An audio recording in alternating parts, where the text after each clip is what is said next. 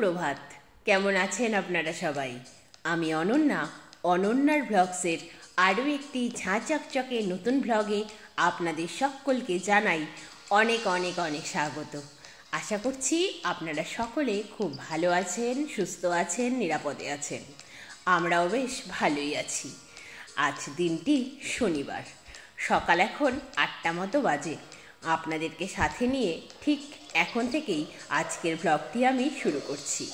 সকালে যথারীতি প্রতিদিনের মতোই ঘুম থেকে উঠে ব্রাশ করে নিয়েছি, তারপর এক এক করে বাসি কাজগুলো কমপ্লিট করে ফ্রেশ হয়ে নিয়েছি। তারপরে চলে এসেছি ছাদে। আকাশের মুখ দেখে মনটা ভার হয়ে গেলেও ছাদ বাগানের সুন্দরীদের দেখে মনটা বেশ খুশি হয়ে যায়। তবে যত সুন্দর গোলাপ ফুটেছিল, বৃষ্টির জন্য তার শোভা প্রায় নেই বললেই চলে। অতিরিক্ত বৃষ্টিতে না ঠিকঠাক অন্যান্য গাছের ফুলগুলো ফুটছে, না গোলাপ ফুলগুলো কয়েকদিন স্থায়ী হলো। অতিবৃষ্টিতে কোনো কিছুই ভালো থাকে না। যেমন আমার ছাদ বাগানের ফুলগুলো ভালো নেই, ঠিক সেরকমই আমার মনটাও ভালো নেই। দেখুন, কে বলবে বলুন তো, এটা শরতের আকাশ, সামনেই দুর্গাপুজো আর কয়েকটা দিন বাকি। এই পরিস্থিতিতে আকাশের মুখ এরকম থাকলে কি ভীষণ যে মনটা খারাপ লাগছে।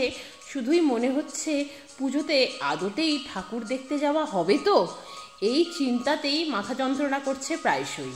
কি মুশকিল বলুন তো। এখন তো মনে শুধু একটাই চিন্তা, এত যে কাজকর্ম করছি, বাড়িঘরটাকে সাজানোর চেষ্টা করছি, সব কিছুকে পরিষ্কার করছি, শুধু কার জন্য? মা দুর্গা আসবেন, দুর্গা পুজোয় আনন্দ করব, সেই জন্যই তো।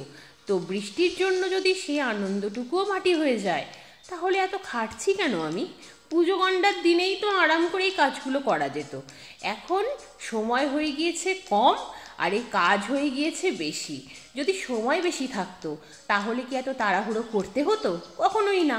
যদি পুজো গণ্ডার দিনে মা দুর্গা বেরোতেই না দেয়, তাহলে তো সেই দিনগুলোতেই করলেই হয়, তাই না? কি মুশকিল, আর ভালো লাগছে না। যখনই কোনো কাজ করছি তার ফাঁকে ফাঁকে আকাশের দিকে তাকাচ্ছি, জানেন?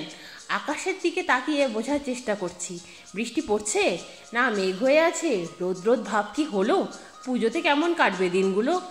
আর যখনই আবহাওয়া রিপোর্ট দেখছি, মনটা এত খারাপ হয়ে যাচ্ছে যে কি বলবো। আবহাওয়ায় তো দেখাচ্ছে আগামী 10 দিন শুধুই বৃষ্টি। আচ্ছা, বৃষ্টিদেরকে হওয়ার জন্য তো বর্ষাকাল একটা সময় ফিক্সড আছে, সেই সময় হয় না, আর পুজোটা নষ্ট করতে হবে কেন? যদি পুজো অক্টোবরের প্রথমের দিকে হলে এরকমই অবস্থা হয়, তাহলে কেন মা দুর্গা প্রতি বছর অক্টোবরের শেষের দিকে আসেন না? গত বছর, আর যাই হোক, বৃষ্টিটা কিন্তু হয়নি বলুন।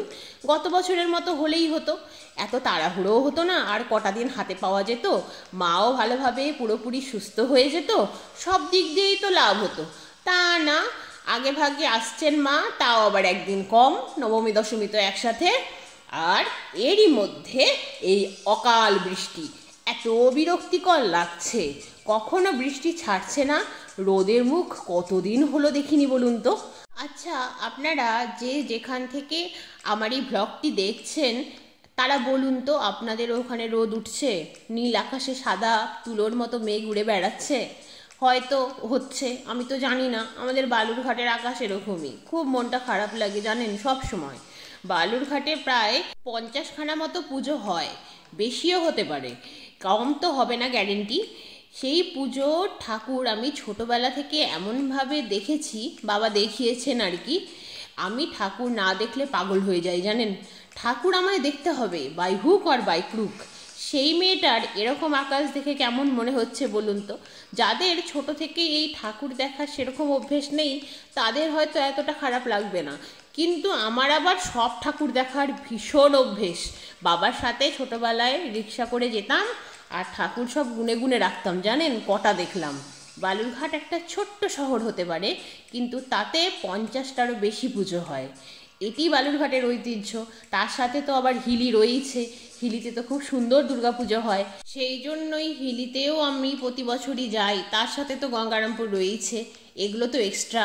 এরকম আকাশ হলে কি করে যাব বলুন তো। আর বালুরঘাটের সব থেকে প্রাচীনতম যে পুজো রয়েছে, মা ডাকরা চণ্ডীর পুজো, সেই পুজোতে এবছর হচ্ছে না। কারণ যাদের বাড়ির পুজো মা ডাকড়াচণ্ডীর পুজো, তাদের বাড়িতে গত বছর পুজোর অষ্টমীর দিনে তাদের একজন নিকট আত্মীয়ই মারা গেছেন, যার জন্যই 1 বছর পুজো হবে না। এবার যেহেতু পুজো আগে, তাই 1 বছর পূর্ণ হচ্ছে না, তাই পুজো হচ্ছে না। তো এটি একটি মন খারাপের ব্যাপার, নয়তো ভ্লগে আপনাদের সঙ্গে শেয়ার করতাম আমাদের প্রাচীনতম মা ডাকড়াচণ্ডীর পুজো। আর মা ডাকড়াচণ্ডী এতটাই জাগ্রতা, মা ডাকড়াচণ্ডীর কাছে আজ পর্যন্ত কেউ কিছু চেয়ে পায়নি, এরকমটা হয়নি।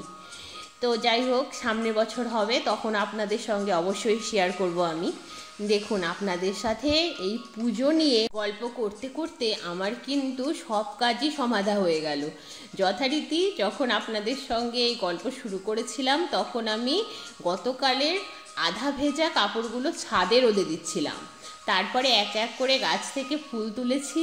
তারপর নিচে এসে নিচের যে খাটটা রয়েছে, সেই খাটটিতে তো খানিকটা জায়গা ফাঁকা ছিল, যেহেতু আমাদের গদি আর তোষকটা আগের খাটের মাপে ছিল, তাই ওই জায়গাটিকে একটা লেপ ভাঁজ করে দিয়ে আপাতত পূরণ করলাম।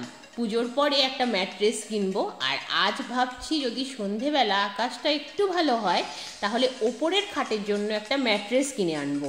দুটো খাটের ম্যাট্রেস একসাথে কেনার সামর্থ্য তো সেভাবে দেখতে গেলে এখন নেই, কারণ পুজোতে প্রচুর খরচা বলুন।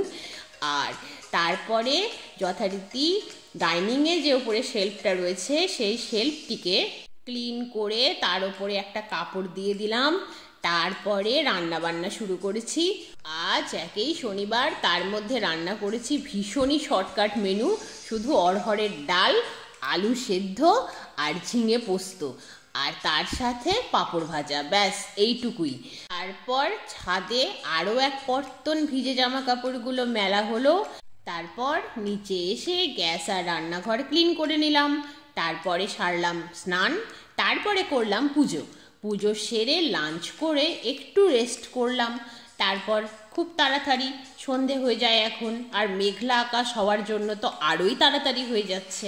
তো যাই হোক, যথারীতি সন্ধে প্রদীপ দেখানো সারলাম।